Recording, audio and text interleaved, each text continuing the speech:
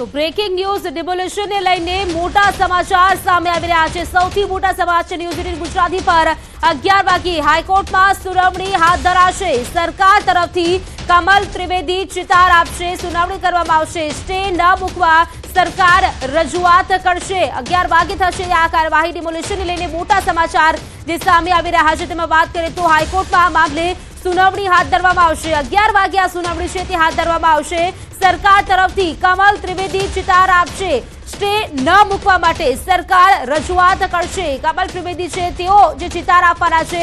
ડિમોલિશનને લઈને આ મોટા સમાચાર હાથ ધરવામાં આવ્યા છે। 11 વાગે લગભગ હાઈકોર્ટમાં મામલે સુનાવણી હાથ ધરવામાં આવશે। સૌથી મોટા સમાચાર ન્યૂઝ 18 ગુજરાતીની ટીવી સ્ક્રીન પર આપ જોઈ રહ્યા છો। અહીં વાત કરીએ તો સ્ટે ન મૂકવા માટે સરકાર તરફથી રજૂઆત કરવામાં આવશે। સરકાર આ રજૂઆત કરવાની છે હાઈકોર્ટમાં। ડિમોલિશનને લઈને જે રજૂઆત છે તે કરવામાં આવશે। 11 વાગે હાઈકોર્ટમાં આ સુનાવણી હાથ ધરાવવાની છે। તેમાં વાત કરીએ તો સરકાર તરફથી કમલ ત્રિવેદી છે તેઓ ચિતાર આપવાના છે અને સ્ટે ન મૂકવા માટે સરકાર રજૂઆત કરશે। તો 11 વાગે આ સુનાવણી થવાની છે। તેની પહેલા વાત કરીએ તો હાઈકોર્ટમાં આ સુનાવણી થવાની છે લગભગ 11 વાગે આસપાસ। તેમાં હાઈકોર્ટમાં જે સુનાવણી હાથ ધરાશે સરકાર તરફથી કમલ ત્રિવેદી તેનો ચિતાર આપવાના છે।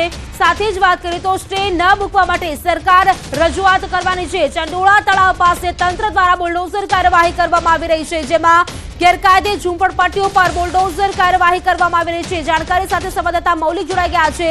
મૌલિક, સરકાર તરફથી કમલ ત્રિવેદી ચિતાર આપવાના છે, સ્ટે ન મૂકવા માટે રજૂઆત કરવાના છે। જાણકારી વધુ શું આ મામલે? બિલકુલ, જે વિગતો પ્રાપ્ત કરી છે કે 18 થી વધુ સ્થાનિકોએ આ ડિમોલિશનની કામગીરી જે છે તેની સામે વિરોધ નોંધાવતા હાઈકોર્ટમાં એક પ્રકારની અરજી કરી હતી। તે અરજી જે આજે હાઈકોર્ટમાં જાહેર રજા હોવાના કારણે તત્કાલ સુનાવણીની માંગ કરી હતી। જો કે 11 વાગે આ કેસની સુનાવણી જે છે તે બાબતે રજૂઆત કરવામાં આવશે અને રાજ્ય સરકાર તરફથી જે સરકારી વકીલ તરીકે કમલ ત્રિવેદી જે છે તેઓ પણ એપીયર થશે અને આ બાબતે ખરેખર જે ડિમોલિશનની કામગીરી શા માટે કરવી જરૂરી છે તે બાબતની તમામ રજૂઆત કરશે। અત્યારે હાલ છેલ્લા ઘણા સમયથી આ જે ચંડોળા તળાવ છે તે સરકાર માટે અને સાથે સાથે ત્યાં આસપાસના રહેતા લોકો જે છે તેના માટે એક માથાનો દુખાવો બન્યો હતો અને ગેરકાયદેસર દબાણ સાથે સાથે બાંગ્લાદેશીઓનો અડ્ડો પણ બન્યો હતો। તો તેને તોડી પાડવા માટે શા માટે આ પ્રકારની પ્રક્રિયા જરૂરી હતી તે બાબતની તમામ રજૂઆત છે તે સરકારી વકીલ દ્વારા કરવામાં આવશે। જોવાનું રહ્યું કે સરકારની સાથે સાથે હવે હાઈકોર્ટ પોતાનું શું વલણ અપનાવે છે, કેટલા લોકો જે છે તેમને વિરોધમાં આ પ્રકારનો ચુકાદો આપે છે કે પછી તે આ બાબતે સ્ટે રાખી અને આગામી સમયમાં વધુ સુનાવણીની માંગ કરે છે। મૌલિક, આભાર આપનો જાણકારી આપવા માટે।